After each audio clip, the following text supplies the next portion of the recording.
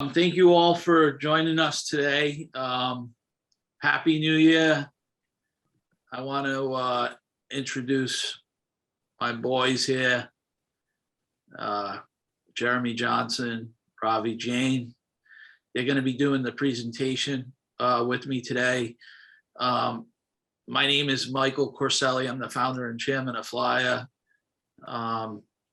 I started out working in the wealth management business for UBS and then got into the private fund business in 2006, launching an award-winning global macroeconomic hedge fund. Have started private equity funds and really had my experience with investing and structuring investment vehicles. And FLAIA is a 501c6 nonprofit. It's the world's largest marketplace for alternative investment education and alternative investment opportunities. So with that said, guys, introduce yourselves and just give a little bit about your background, your experience, and so this way here, the people can understand where you're coming from. So I'm Jeremy Johnson, head of digital growth for FLAIA. I have over 15 years of experience in digital media, from web development, digital marketing, industry specifically, or mostly politics, and now alternative investments.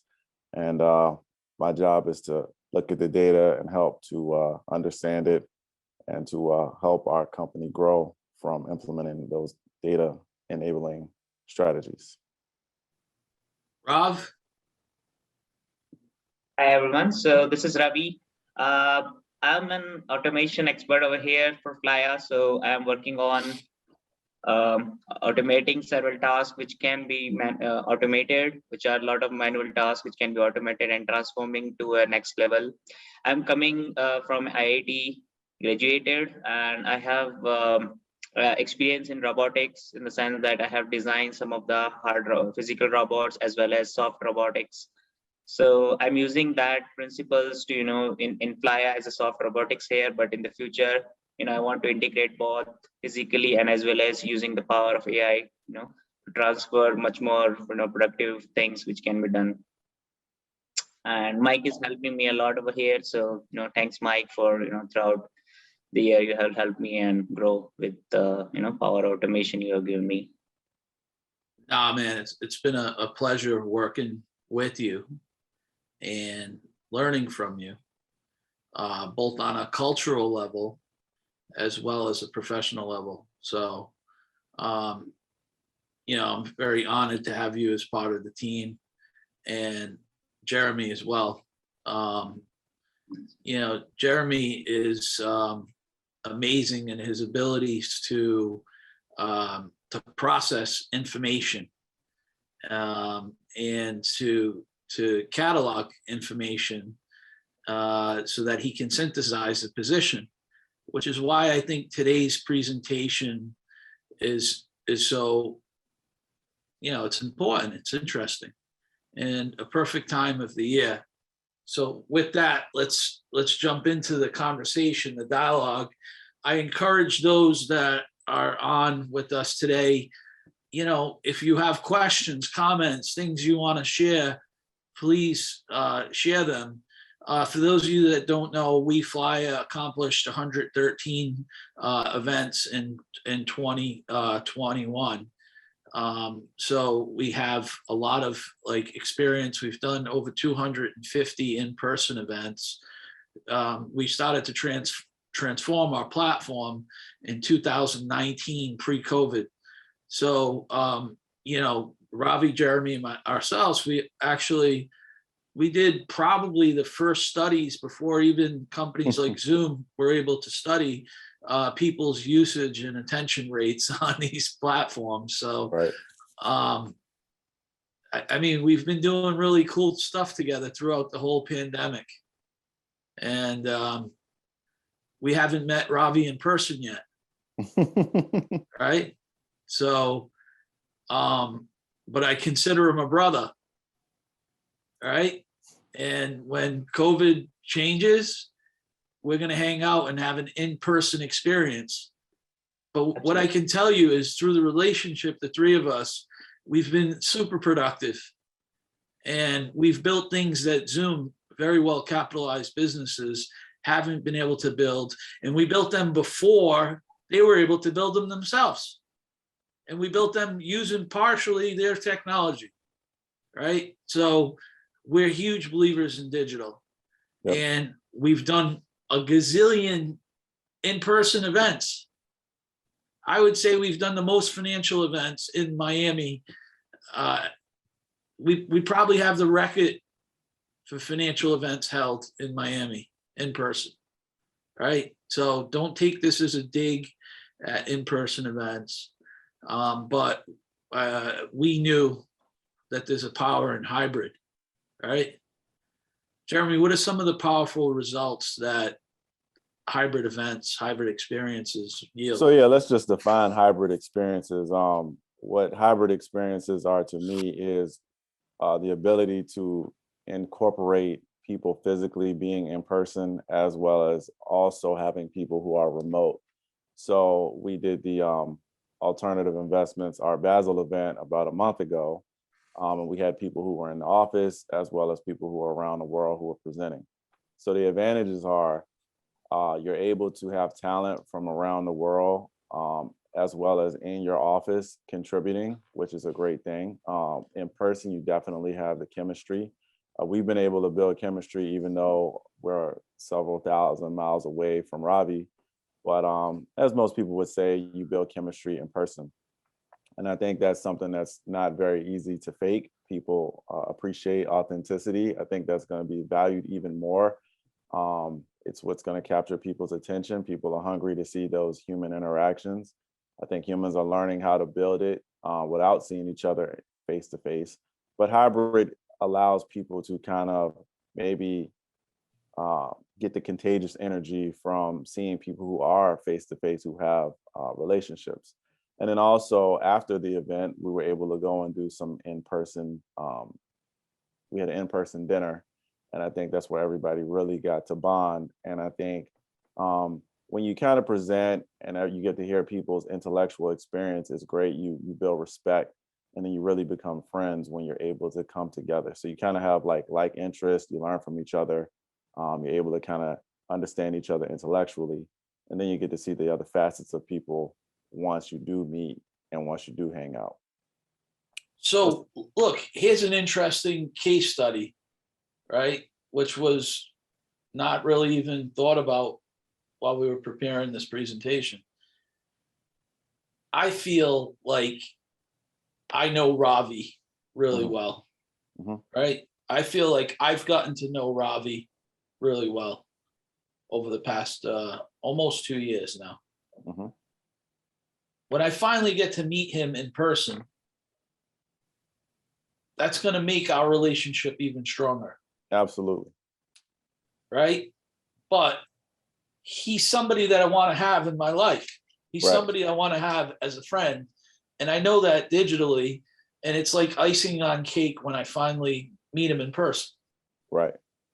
Right? Either he comes to Miami or I go to visit him in India. Right? So obviously the online dating experience is something that It's spread into business. it's real, right? It's It's real. There's a lot of people meeting their loves of their lives through these apps. It's almost like digital provides a perfect filter to understand if you're compatible with the person from a working perspective or investing in them or like I said, a partnership. And once you kind of pass the filter through being able to work at distance, in person, you're going to have an even better time. All right. So it's effective and it's efficient.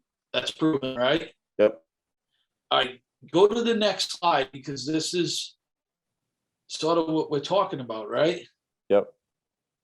Except we're talking about it from an investment side. Yeah. Right. and we're talking about the dating relationship between an asset manager and an investor. All right. Right. So they can learn, they can figure out whether or not they want to work together digitally, Right. whether it makes sense to actually meet in person. Right. Yeah, hit the next slide.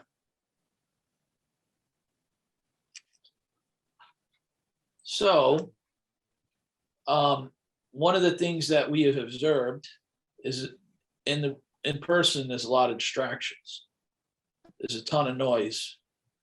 There's a lot less scalability, right? There's dilution, right? You waste a lot of time. I used to go to New York and feel very productive. And I would take my days and pack them with meetings from, the start of the day, breakfast, I'd have office meetings with people. I would try to optimize the location of the city so there wasn't a lot of travel time. And, I would be exhausted by the end of the day. Right. Absolutely like crushed. Right. In my life, digitally, I've been like, I would say as productive as my best days in person. And I've been able to surf waves of months at a time instead of just one little day. I've had those productive days string together for months. Right. And I haven't left this glass cube that I'm in. Like, right? Like here's my little like fish tank. And I didn't need to go to New York. I got to stare at the art on the walls that I like to stare at. I got to do all these like cool things right here and meet people and build relationships from Brickell. But then when you do meet them, like we did at the dinner, like the conversations veer from business to a lot more philosophical conversations, a lot more conversations about experience or family. And I think people learn to trust each other more. We had a question, which was, is your close rate higher face-to-face versus virtual though? I would say mine is higher digitally. What about you, Mike? I don't know. I don't keep track of it, to be honest with you. I think we're the actual worst salespeople on the planet in this place. And I'm trying to get better. That's one of my goals this year. But we don't really call people. We don't really bother, investment managers or investors. The people come to us, and if they want to meet us in person, they know where we're at. I prefer to do things digitally, and I don't really want to, I almost died from COVID, right? So like I was in the ICU for 3 weeks, sorry. I got put on a ventilator. So for me, meeting in person is not my preferred choice. My preferred choice is digital. And if the opportunity arises to meet in person and somebody's in town, I never in a million years would like close my door to them. I'm very generous with my in-person time, but I find it to be a gigantic distraction, right? So from a purely productivity standpoint, in person is very, very distracting. And my closing ratio, I would have to say it's, the same or close. Like there's no obvious trend. So Rob asked me to speak on why I think virtual is higher.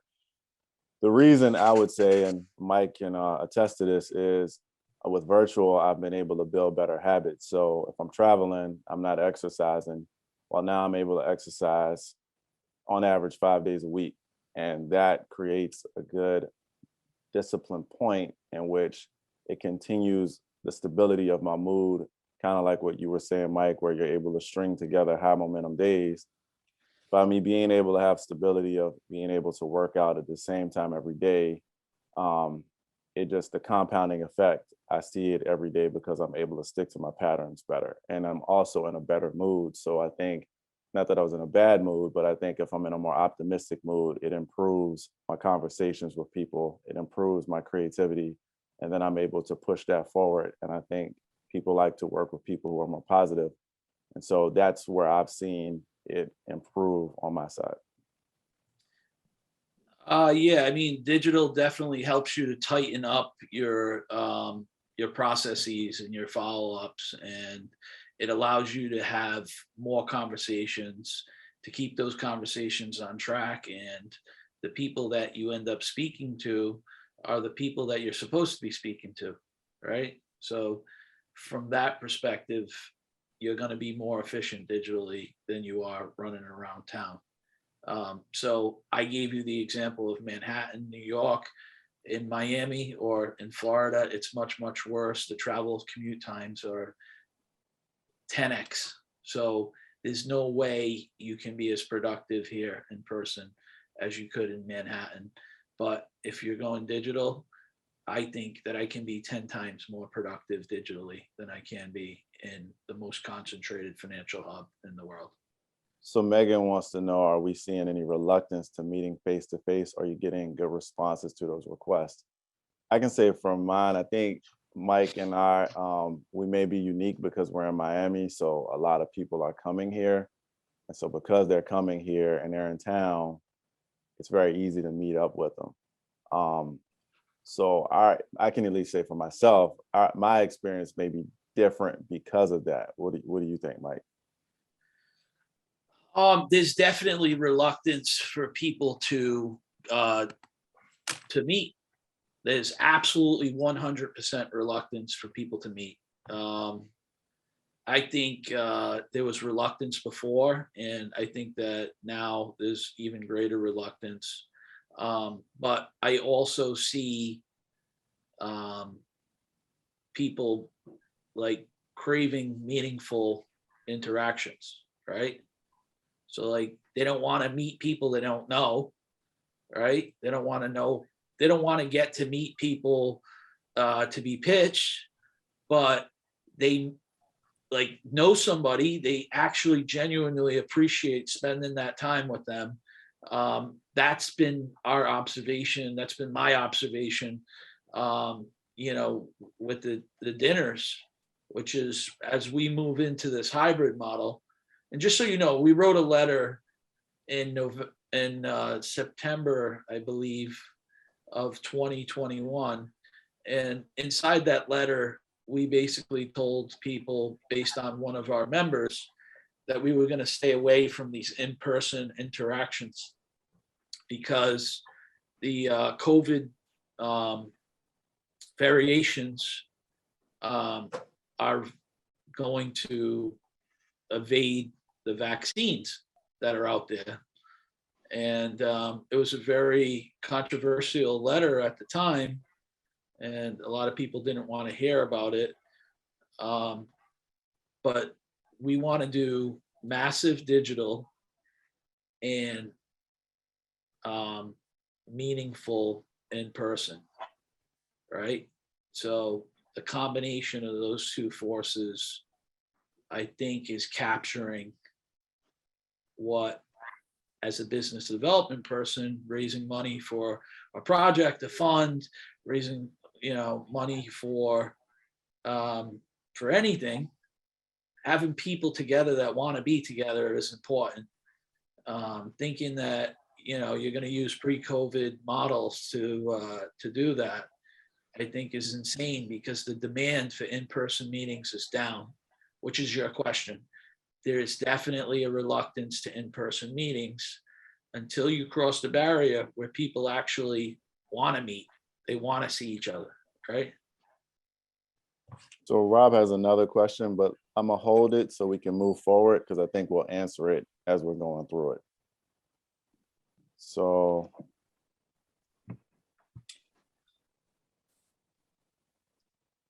capital allocation since COVID-19 has changed. Investments are being made without face-to-face meetings first. I guess that kind of goes to the dating perspective, right? Where how do you get unknown people? How do you get people? It always goes back to us saying education, like, and we'll kind of cover that in a second. People are actually allocating without meeting people. What's your take, Mike? I don't know. We've seen it through COVID, right? Like, it's not, are they?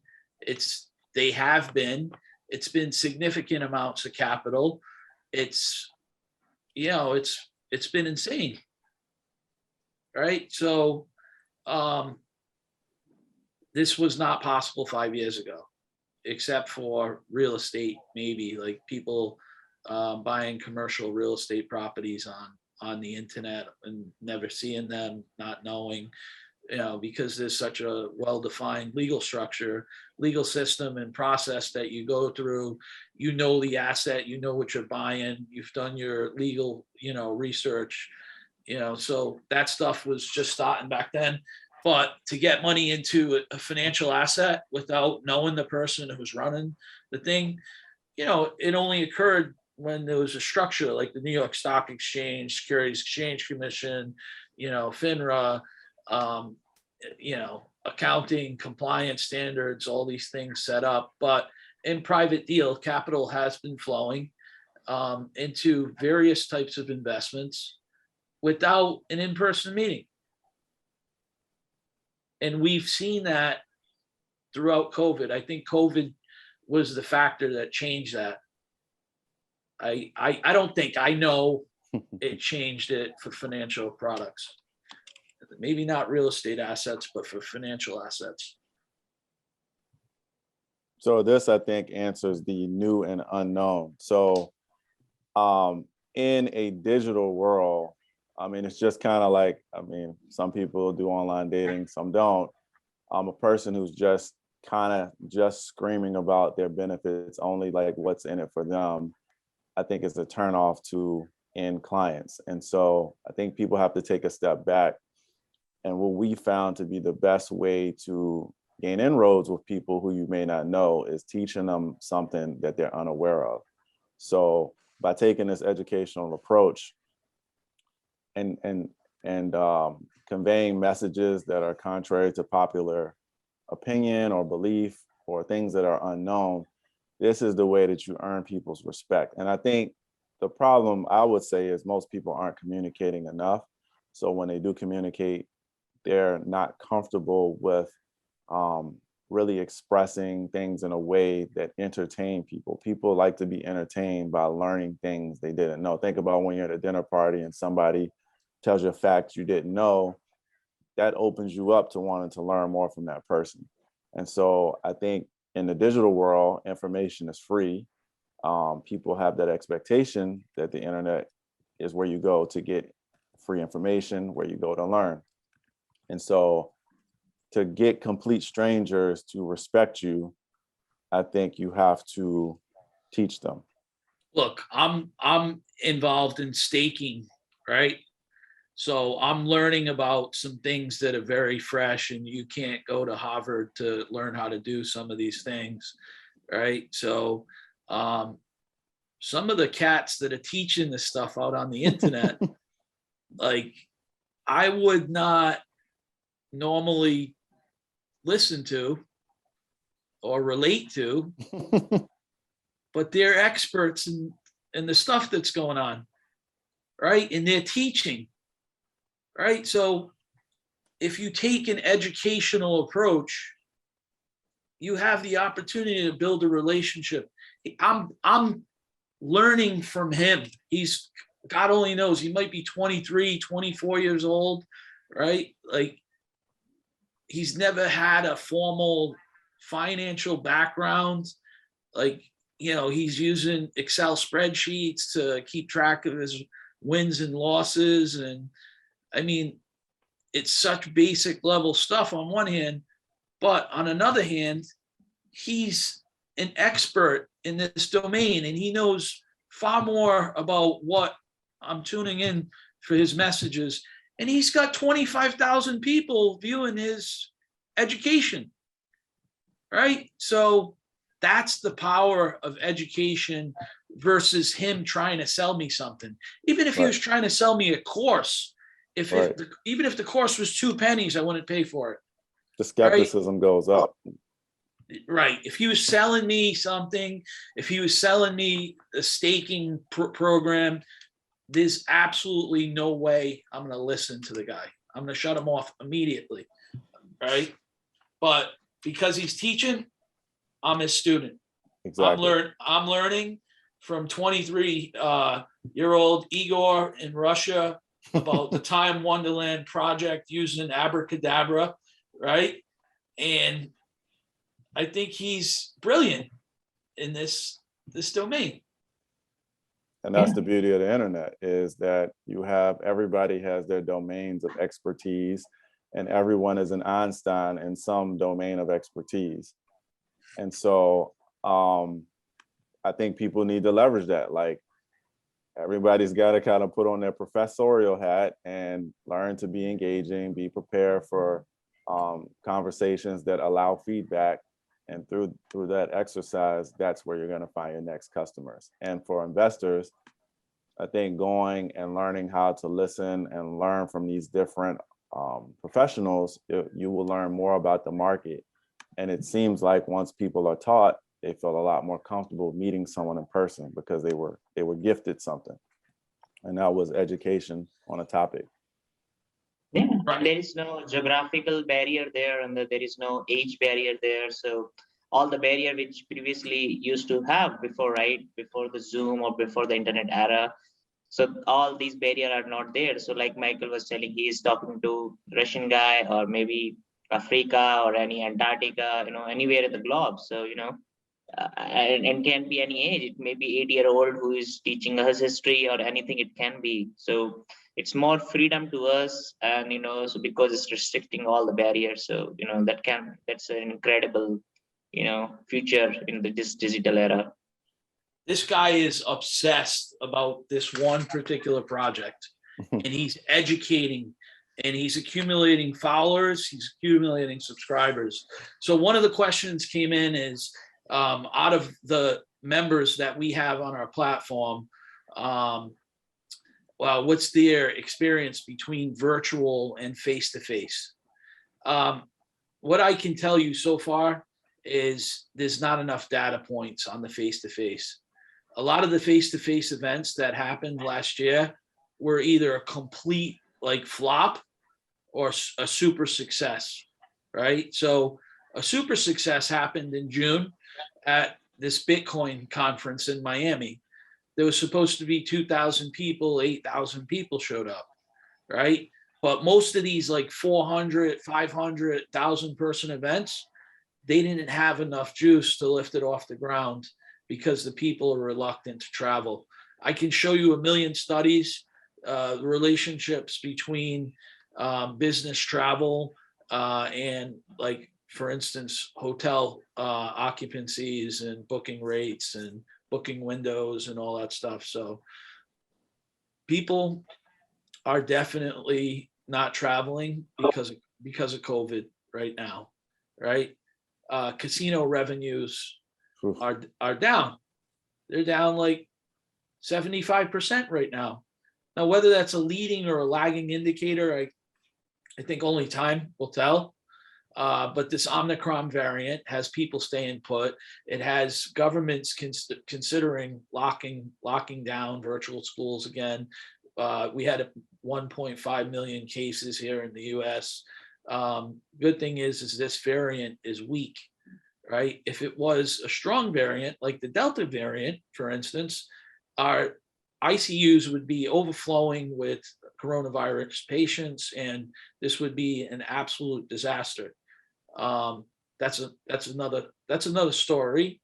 But if you don't have to subjugate yourself to that risk for work purposes, why jump on a plane? Why put yourself into that position when you can stay put and you can be productive right from your desk in your office, or your desk at your home, or on your boat, right? Wherever it is that you are, in the mountains, right? Your element. Why do business travel? Why do business travel? So Rob Jaffick asks about networking. How do you get networking done? Rob, I have no idea how to network digitally. I think it's about building communities and allowing people to build relationships amongst themselves. And the networking in a group function digitally is difficult because only one person can be talking at a time. Whereas in person, you can have networking going on where there's 500 conversations happening at once and nobody's talking over the other person, right? So there's a bunch of different applications that are being built. It's kind of a little, it's weird, but maybe in the metaverse, this is one of the possibilities, is in the metaverse, we can create a room and we can network together inside that room and have one-on-one conversations. And, you know, I can wear my, Louis Vuitton sneakers, and you can show out with your Hermes tie, So I don't know what the solution is to that, but I think that if you look at Sandbox, you look at Decentraland, you look at some of the metaverse solutions, there's not going to be a need for an office, right? Like, we're going to be able to virtualize an office.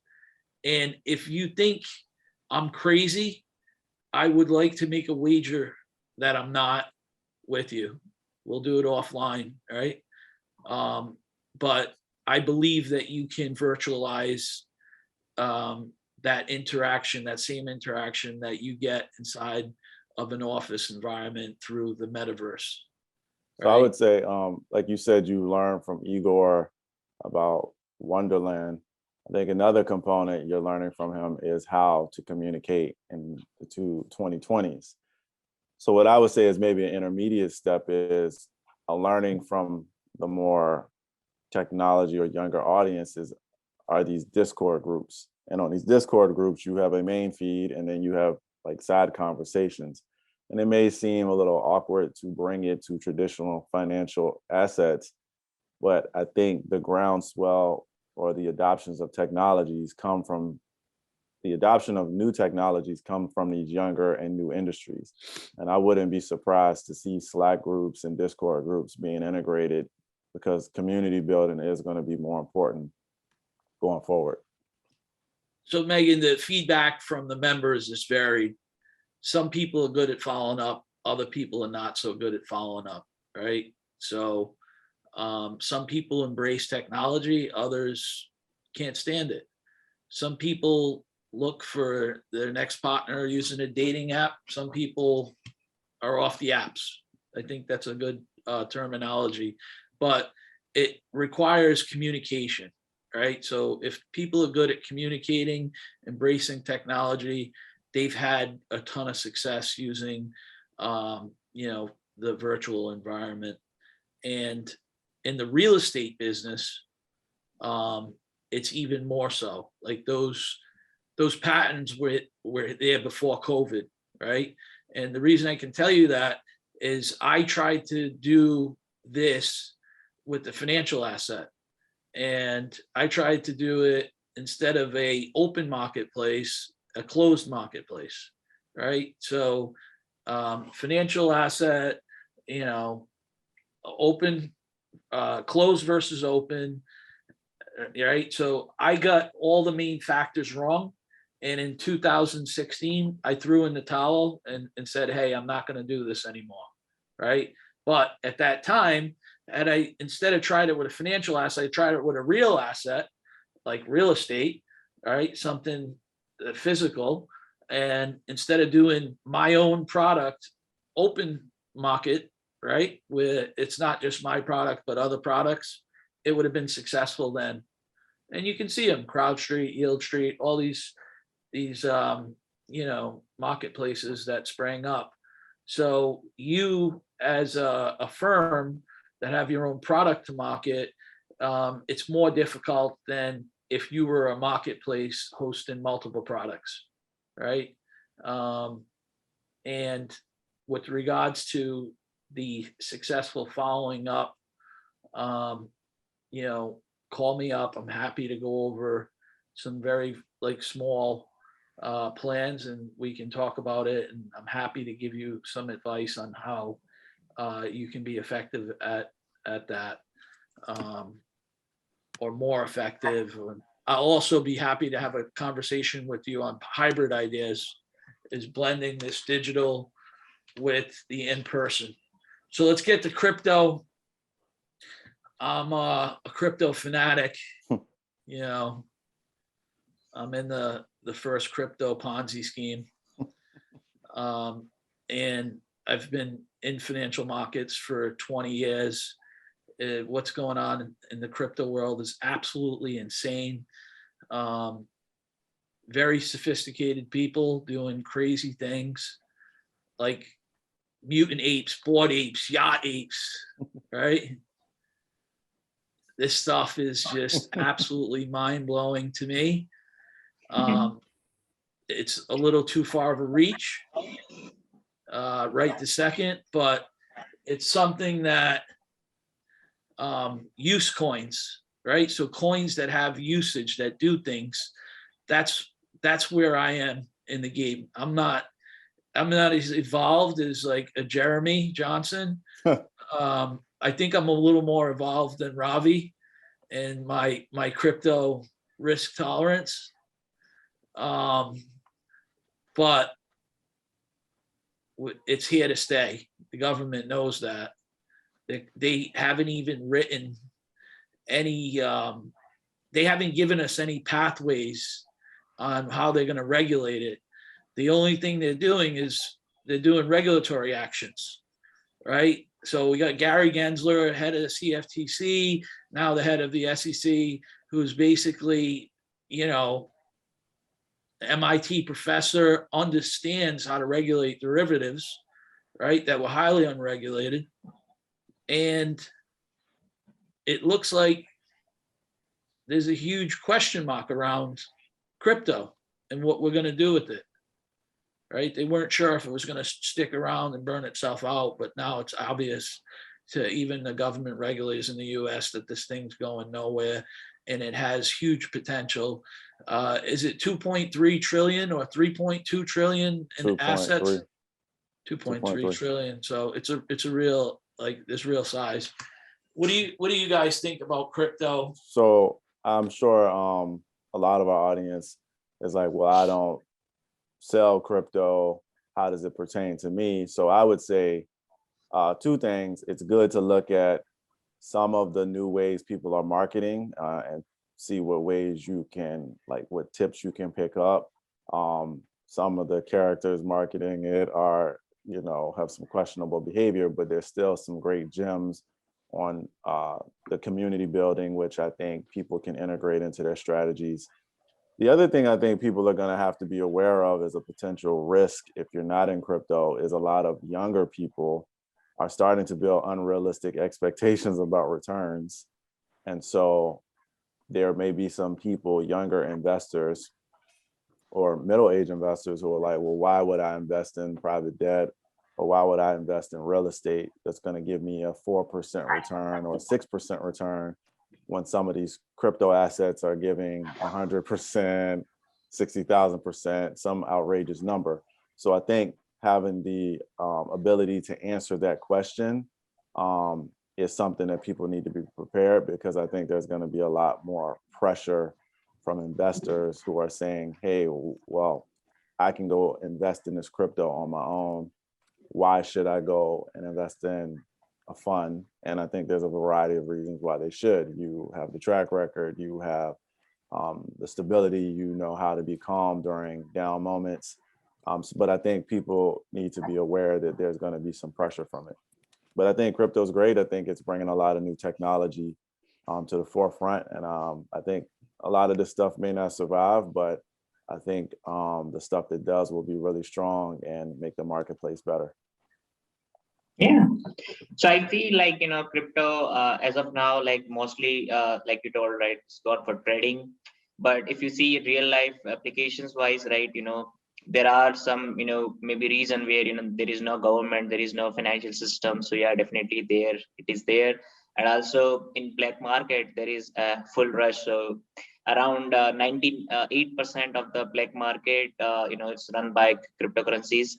So definitely it will not gonna go down, I would say, in the future, because it's a part of the system. Even government also uses it, but we don't know how they use it. And like Mike told, when gonna regulation will come, we don't know. So yeah, there will be still fear is there, what's gonna go. So it's all volatility is very high as of now. So time will tell how it can be more regulated and stable.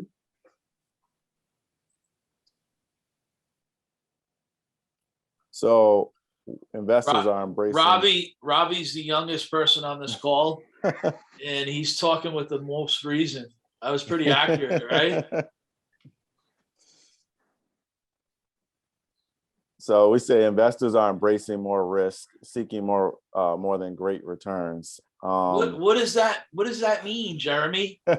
Isn't investing about great returns?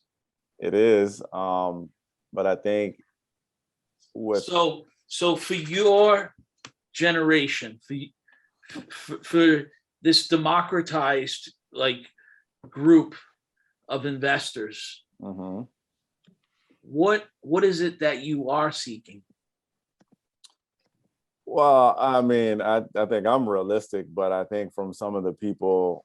No. Tell me what you're seeking. Don't tell me that you're realistic. That's that's a hedge. Sure. You gotta say. People are looking say, for financial freedom. I think I'm looking for financial freedom. I'm looking to have a successful retirement, because at some point I'm not going to have the ability to work, and I need the income to help me to sustain my life. I think a lot of my peers So are. just invest in stocks and bonds. Oh, sure. I mean, but if I think that there's exponential upside in new technology, which has been the case for the past, 5-10 years, I would be a fool not to, especially if I have some understanding A of it. fool to not invest in new technologies. Yes. Well, let's talk about alternative investments that are not necessarily new technologies, Okay. but different types of asset classes. So which ones? Like some of these markets you always rub in my face. Oh, like wines and no, like sneakers. Sneaker collections. So the sneaker collection comes from my observation of the currency of 18 or actually 13-year-olds to 30-year-olds. There are people who, in fact, I was out one night with a couple of friends who were younger, and there was a very interesting conversation. We were in Wynwood, and one of the young men said he had his sneakers on his feet, and he said he had over $10,000 in a sneaker collection. And that was the way he was speaking about it, was as if that was his retirement plan. I thought that was pretty insane, because if that were the case, they should be in a vault somewhere protected. But his mentality was that his sneakers were an investment asset. I don't necessarily agree, but what I do think is, I think a lot of the norms are dictated by the largest demographic. So I think baby boomers set the social norms because they were the largest demographic. Millennials are larger than baby boomers. And so a lot of the things that they think are the rules, I think the rest of us are going to have to adapt to them. So I do not personally think sneakers are a good investment. So let me simmer this down a little bit here for you, right? You want a return. I want a return. Right? Mm-hmm. And then you want the money to be there at retirement, right? So you want storage value. Yes. But you're not necessarily for or against like traditional Wall Street type of investments. Oh, I'm for it. You're for Wall Street investments. Yeah, the bulk of my investments are in that. but you're also open to these new asset classes that are springing up all over the place, new ways of making money. Absolutely, because as So I go out and people what watch, percentage of your net worth do you allocate to these other opportunities, these other? I'd say about 8 to 10%. All right, and what do you got, like 40 investments? Yeah. You got 40 investments in these platform companies, like all these exotic alternative investment asset classes, right? Yeah, so they're small slithers where it's Right. money. But it's not about the quantity of it, because I find this fascinating, because like you're a hybrid in between a Gen X and a millennial, Yeah. right? So like I could never imagine putting 40 like investments into some of these things that you're doing, right? Like I could never imagine that, but you did it, and I congratulate you for doing that. Have any of them been entertaining? Yeah, like so there's entertaining and I would say actually profitable. One of them is that company Nightscope. So you know, the one that has those goofy robots that are all like they advertise all the time. They're supposed to be the robots that peruse through malls and they come up to you and they would tell you you're like littering. So I bought into their stuff through a crowdfund, and they're about to supposedly go public on the NASDAQ like in this quarter. So I would say crypto is definitely fun. So now, when you're out at Red Rooster at happy hour, do you share any of this with people? Yeah. People like a Masterworks and saying you invested But in artwork. do you talk about it with your friends? Do they really care? Yeah. I mean, I think I'm 41 now, so people want to invest. So people want to know what to put their money into. I'm not going to start the conversation, but I do think, as we had on a previous webcast, I do think investing is more of a consumer product now. And so I do think a lot more people, that's the one thing I would say crypto was really good at bringing a lot of crypto, and Robinhood have been great at bringing a lot of younger people into making them financial asset customers. And so there's a real opportunity for the real estate funds and to reach out to those people. Right. All right. Let's go. Next slide. All right. Yeah, we covered this. Okay. Right. Yep. Wall Street correlation of assets is just, it's clear. People went into modern portfolio theory, which causes everybody's models to correlate during times of stress.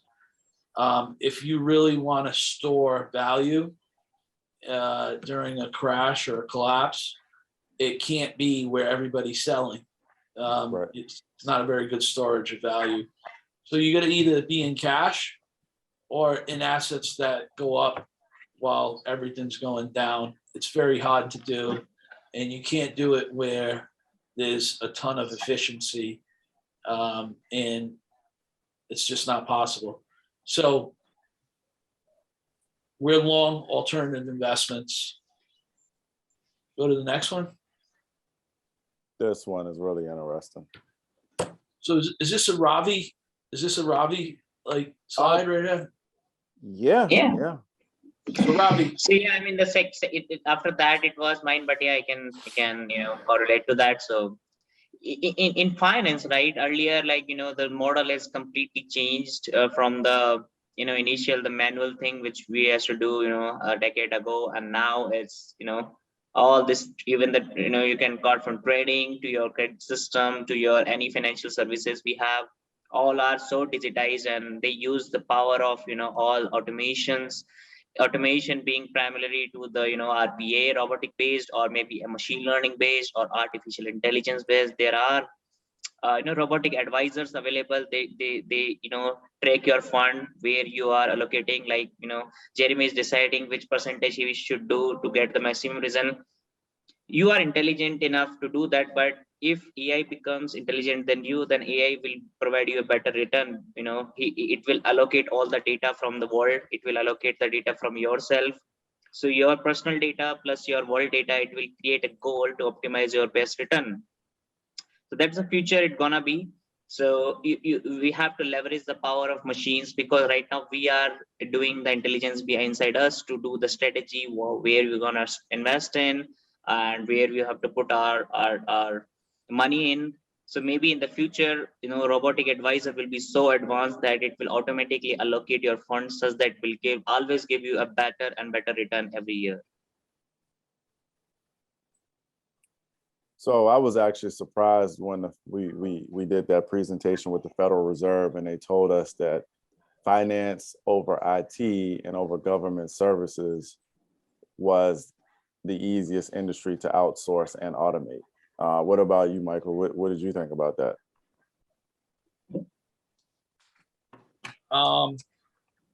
So,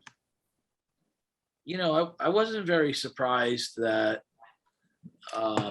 financial services is a place of high automation, because I witnessed it with trading, right? And you could take a trader and you could extract what's in that trader's mind and then put it into a neural network of decision trees, and instantaneously what it takes that guy 2 or 3 hours to come to a conclusion, a computer algorithm can spot it like automatically. So that didn't surprise me. I didn't think the government would have lost as many jobs as it did, as they showed it did. That surprised me, actually, from the particular slide that you're referencing. The government sector got pretty hard hit, and government employees were supposed to be stable, right? But for some reason, a lot of people got laid off during COVID from governments, which was odd. Go to the next slide. Sure. This is another Ravi slide. So Ravi, so that's the thing for any business, any small business to any big business. The big gap now is like the automation. If we are not doing the automation, then we are lagging behind. So right now, if you go from the human civilization, like we used to do agriculture and all this, survival things. Right now, we are not doing anything on a very, human level. So all things are now increased to artificial intelligence, and then consciousness and everything, whatever you are seeing right now, the latest technology are developing on that level, self-driving car, automated food delivery system, to you name it. So the things are there in the market. The thing is, we need to upgrade ourselves, or maybe it's our own thing, or business enterprise. Initially, we are just doing ourselves. So we wanted to use the machine. We have to leverage the power of machine to do the stuff for us. There are machines available. The only gap between that is the automation. So we have to start with automation. And the FLAIA, right? I used to do with Michael, manual stuff before, maybe I think 1.5 or 2 years back. Now we have at least created the system that, we have leveraged the power of automation in a way that digitally everything is going, all the files, whatever system we need to do, processing, manipulations, everything is going now into the pipeline automatically. Yeah, definitely. Whatever I just told is the process driven part, which you can see in the first segment. The second segment is what will generate the cream out of it, like the data driven. Right now, I am putting the logic how it should be. But in the future, what will happen is machine will decide this is the best way, because whatever I tell it may be wrong. It may not be the optimized one. But in the future, machine will tell, hey, I think your logic is different, because as per the data, you should be doing like that. And that's the future it's gonna be in the for any industry, not only financial industry. So I have a couple things. So Michael, from the perspective of an investor and an asset manager, what are some actionable things that both parties can do to incorporate automation?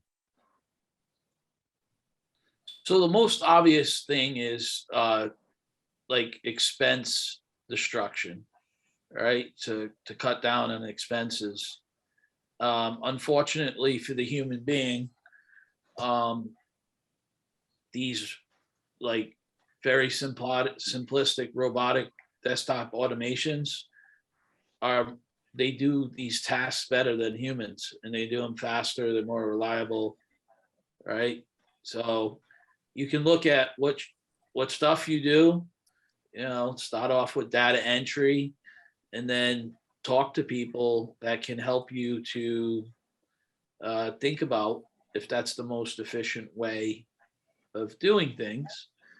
And if there's other ways that may be easier, where you can process more information more accurately. What Ravi's saying in step 2 is, once you get the efficiencies on capturing the information and putting it into a database and doing what you want, you can start doing A, B, C, or first, second, third, fourth, fifth degree derivatives of that information. And you can do that instead of on a step-by-step manual way, you can do it in an automated way, right? So he's helped me move from step 1, Ravi Robot number 5, right? Through Ravi Robot number 6, number 7, number 8. And now I think he's actually spawned like a baby in the robotic process, right? So now he's got like, Ravi Robot number, and then he's like giving birth to this like, new robot, new series of robots that do things a little differently. And that stuff is implemented into our personal system at FLAIA. And then what's interesting to me is how this year is going to be about our machine learning. Yeah, definitely. Right? So finding businesses that can execute on simple blueprints like this, right? Like something very complex, something very, very complex, like, a registration for an event, right? How do you take that information in? How does FLAIA book over 10,000 attendees 2 years ago?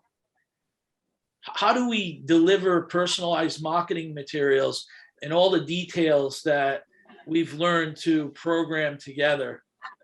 Well, it used to take human labor. It used to take a lot of time, managerial expertise, and there's a lot of expenses that come along with that. Or you can sit down, you can look at the automation, the process automation, you can start, building out, or as an investor, looking for companies that are doing that stuff successfully. So what happens to to both of you guys, as you automate and allow the machines to make more decisions, what happens to the humans? I think we're screwed.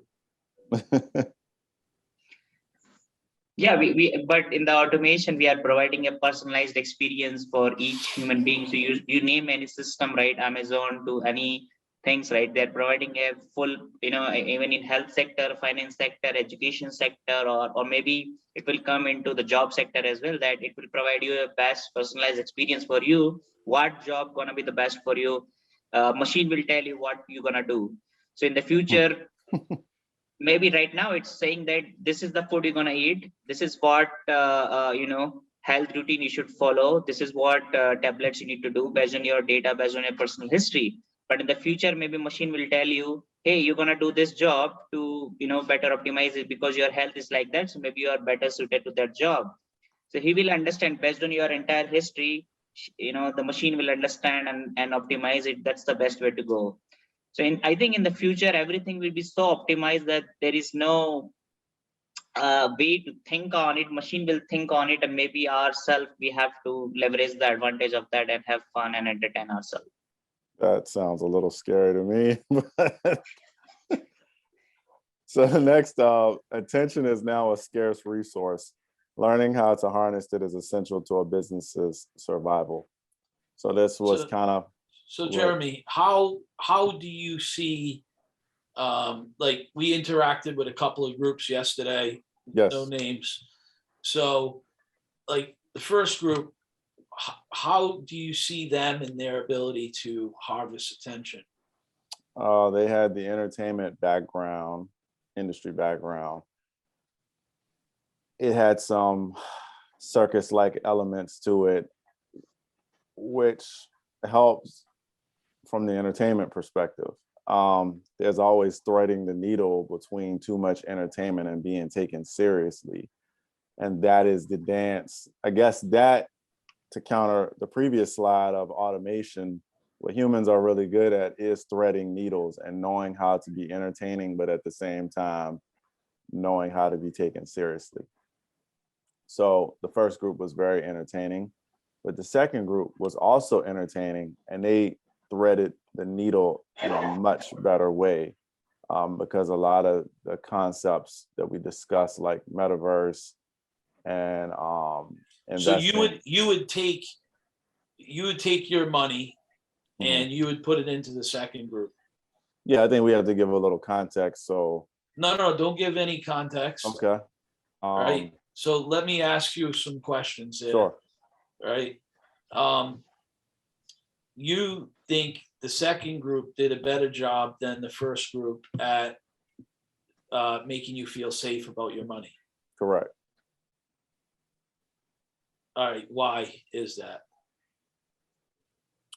I think the second group educated me on a topic that is fast moving and helped to shape or change or enlighten me of a paradigm shift, and also showed me new opportunities. They also demonstrated an ability to explain it in a very simplistic way. And then when I was able to ask counter questions, they had answers that even if I disagreed with, I could resolve the answer as, hey, maybe I don't agree, but this makes sense to me where they're coming from. Well, I think what you're trying to describe is they actually had a plan to play in a very volatile sandbox. Yes. And their plan, while risky, right? They're making a huge bet on the metaverse, right? On the second group. They're doing it next door to people who are already making money in that universe. Right. So they're trying to take old school principles of, if my revenues equal $1 million and my expenses equal $2 million, I just lost $1 million, and apply it to something like the metaverse. Right. So I believe that sound like logical reasoning mixed in with the, sort of out there thinking Optimism. in the metaverse Mhm. is what gave you, it distinguished between somebody who is throwing stuff at the wall versus somebody who had actually thought out a concrete plan and was educating instead of promoting. Correct. That was a clear-cut example of promotion versus education. But the promoters are better at harnessing attention, Yes. right? Yes. So to the point of this slide, and something that you and I are going to slug out, right? Group one is better at getting attention Yes. than group two, hands down. But group two was better at getting the right attention, Correct. which is the attention of the investors who are going to invest in their projects. Yes. So we learned something. Yesterday wasn't a waste. Not at all. All right, so now we're going to move into goals. So goal number one, everybody who is listening, our goal is to offer more personalized experiences to you guys. So number one, that's going to come from us talking to you. The feedback you've been given, the questions you've been asking are wonderful. There's a big concern on face-to-face and face-to-face versus virtual. And we're willing and we're open and we desire your feedback, your questions, your challenges. We want you to tell us we're idiots so it helps us to understand and see what the market feels on all sides. We're also doing it through Ravi's contributions through artificial intelligence. It's helping us to personalize things and make our communications much better. But that is our goal. So our goal is to respect your wishes, right? Our goal is to offer you communications that are based solely on what you want, right? Not on what we want to send you, right? This is like what we've been working on very diligently, spending a lot of time, a lot of effort on. So, and we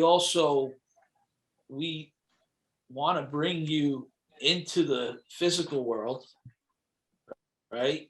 And we want to entertain you and show you a good time and help you to meet people that this neural network we've created has combined together, right? Because at the end of the day, digital is definitely more effective. It's more efficient at finding people globally that share the same interests, same values, right? And then our in-person meetings that we're going to do are going to be smaller, right? And they're going to be more personalized. Goal number two is to build deep relationships with skilled young professionals globally. And this is us doing our job to harness the best talent to continue to refine and make our products better. I'm gonna, for the first time in my life, call myself ancient. Right? I had a breakthrough last year. Right? I've been struggling with investing for 5-6 years, and missed a lot of opportunities. I'm learning from young people, right? So I'm using my old school Wall Street background and applying it to the lessons that I'm learning from young people, right? So that was my breakthrough. I'm investing in all sorts of wacky shit, and I'm going to continue to double down because I believe it's the way of the future. Goal three is to embrace technology and utilize it to spread our message globally. And that's what we're doing now. That's our whole message of hybrid events. Digital gives you the reach, and in person, I think, lets you touch somebody's soul and get to know them. And I think there is a craving for these human interactions. But I think because of technology, it's going to be used as a greater filter for people to match and work with people who they feel like they align with, value-wise, personality-wise, risk tolerance-wise. I think the technology helps us all to become better presenters and better communicators because it takes away a facet. It's like people who could use the physical height or things like that as kind of a handicap. Now everybody needs to learn how to communicate effectively, or just in a different way. And I think it makes us all more equal. And so we all have to learn how to be more engaging and more interesting, because that's how we capture attention. Yep. So with that said, we went 11 minutes over. Thank you, Jeremy. Thank you, Ravi. Thank you all for attending today's presentation. We look forward to working with you this year, helping you to, to be your best selves, right? It doesn't have to be about investing or, you know, any of this stuff, but if you're ever in our neck of the woods in Miami and Brickell, and you want to get together, you know, this is where we're at. Or if you want to meet via Zoom, or just hit us up, send us your comments, tell us we're full of shit, or tell us we made a lot of sense, whatever it is. And, you know, we wish you a very prosperous 2022. Yeah. Thanks, Mike. Thanks, Jeremy, for the talk. I wish everyone, you know, great 2022. Let's see what, you know, it's gonna do, how technology advances and everything. It's gonna be good. Thanks, everybody. Talk All soon. right. All right. Bye now.